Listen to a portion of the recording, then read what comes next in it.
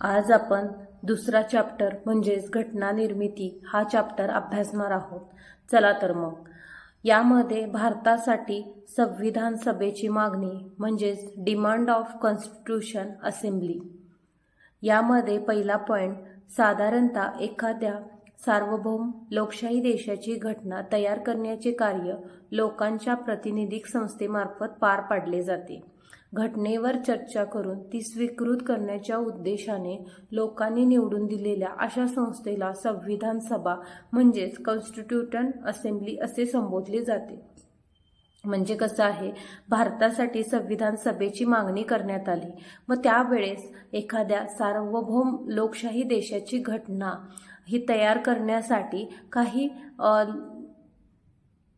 प्रातिनिधिक संस्थेमार्फत लोक निवडले जातात. म्हणजे काही प्रातिनिधिक संस्थेमार्फत लोकांची एक टीम तयार केली जाते आणि ही टीम काय करते, या घटनेवर चर्चा करून ती स्वीकृत करण्याच्या उद्देशाने लोकांनी निवडून दिलेल्या अशा संस्थेला संविधान सभा म्हणतात.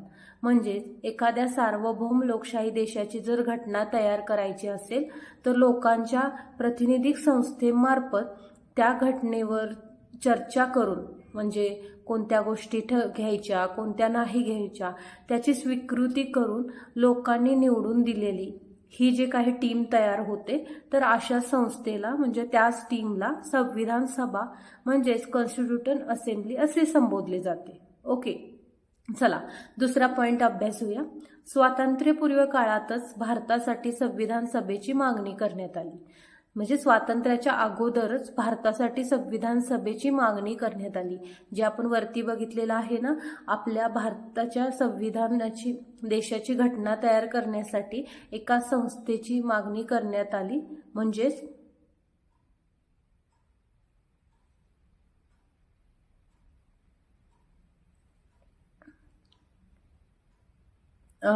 स्वातंत्र्याच्या अगोदरच भारतासाठी संविधान सभेची मागणी करण्यात आली होती. ओके, सो आता फर्स्ट पॉइंट बघूया आपण की 1922 मध्ये महात्मा गांधींनी सर्वप्रथम संविधान सभा असा शब्दोल्लेख न करता अशा सभेची मागणी केली. म्हणजे सगळ्यात प्रथम 1922 मध्ये महात्मा गांधी यांनी संविधान सभा असा उल्लेख केला नाहीये, पण ह्या सभेची मागणी केली होती. ही तारीख आपल्यासाठी, हे जे साल आहे ते इम्पॉर्टंट आहे. ओके, आणि महात्मा गांधी, सो याला हायलाइट करून घ्या. तर सेकंड पॉइंट, 1934 मध्ये भारतासाठी संविधान सभेची संकल्पना सर्वप्रथम मांडण्याचे श्रेय मानवेंद्रनाथ रॉय यांना दिले जाते. आता 1934 मध्ये भारतासाठी संविधान सभेची कल्पना सर्वात प्रथम कोणी मांडली असा क्वेश्चन येऊ शकतो, तर तिथे मानवेंद्रनाथ रॉय हे आन्सर येणार आहे. तर मानवेंद्रनाथ रॉय हे भारतातील साम्यवादी चळवळीचे अग्रणी होते. ते कोण होते? भारतातील साम्यवादी चळवळीचे अग्रणी म्हणजे पुढारी नेते होते. ओके, तर तिसरा पॉइंट बघूया आपण. डिसेंबर 1934 मध्ये भारतीय राष्ट्रीय काँग्रेसने पहिल्यांदाच भारताची घटना तयार करण्यासाठी संविधान सभेची औपचारिक मागणी केली. तर डिसेंबर 1934 म्हणजे आपला भारत देश कधी स्वतंत्र झाला? 1947 ला. म्हणजे हे जे आहे ते आपल्या स्वातंत्र्याच्या अगोदरची गोष्ट आहे, डिसेंबर 1934. मग यामध्ये काय झालं, भारतीय राष्ट्रीय काँग्रेस जी होती त्यांनी पहिल्यांदाच भारताची घटना तयार करण्यासाठी संविधान सभेची औपचारिक म्हणजे ऑफिशियल मागणी केली.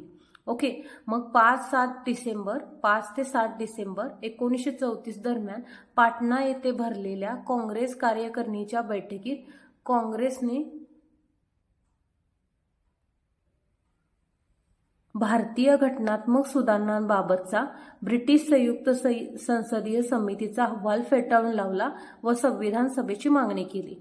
म्हणजे 5-7 डिसेंबर 1934 ला पाटणा येथे भरलेल्या काँग्रेस कार्यकारिणीच्या बैठकीमध्ये काँग्रेसने भारतीय घटनात्मक सुधारणाबाबतचा म्हणजे ब्रिटिश संयुक्त संसदीय समितीने जे काही घटनात्मक सुधारणाबाबतचा अहवाल तयार केला होता तो फेटाळून लावण्यात आला आणि संविधान सभेची मागणी करण्यात आली. ओके, तर आता आपण चौथा पॉइंट अभ्यासणार आहोत.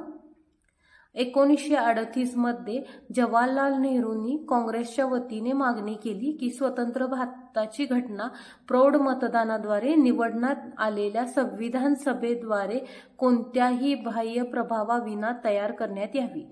म्हणजेच 1938 मध्ये जवाहरलाल नेहरूंचं हे मत होतं की काँग्रेसच्या वतीने मागणी केली त्यांनी की स्वतंत्र भारताची, आता आपला भारत देश तर स्वतंत्र होणार आहे, मग प्रौढ मतदानाद्वारे जी काही आपण संविधान सभा निवडून घेतलेली आहे तर त्यांना कोणताही बाह्य दबाव न देता ही घटना आपण तयार करण्यात यावी. ओके, तर आता आपण 5वा पॉइंट बघणार आहोत यामध्ये.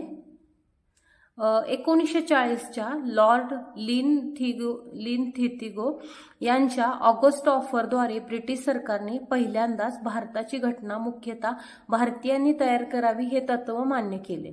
म्हणजे बघा, 1940च्या लॉर्ड लिनथितिगो यांच्या ऑगस्ट ऑफरद्वारे ब्रिटिश सरकारने पहिल्यांदाच भारताची घटना मुख्यतः भारतीयांनीच तयार करावी हे मान्य केले.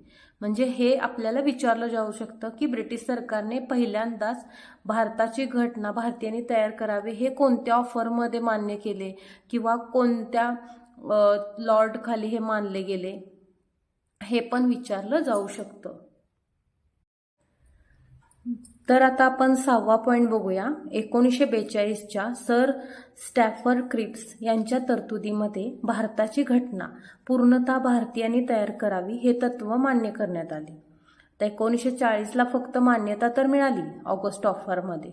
ओके, पण आता 1942च्या सर स्टॅफर्ड क्रिप्स यांच्या तरतुदीमध्ये भारताची घटना पूर्णतः म्हणजे संपूर्णपणे भारतीयांनीच करावी हे मान्य झालं. ओके, तर आता आपण 7वा पॉइंट बघणार आहोत की शेवटी मे 1946 मध्ये जाहीर करण्यात आलेल्या कॅबिनेट मिशन प्लॅन मध्ये संविधान सभेच्या निर्मितीची तरतूद करण्यात आली. आता शेवटी म्हणजे फायनल मे 1946च्या कॅबिनेट मिशन प्लॅन मध्ये संविधान सभेच्या निर्मितीची तरतूद करण्यात आली. ओके,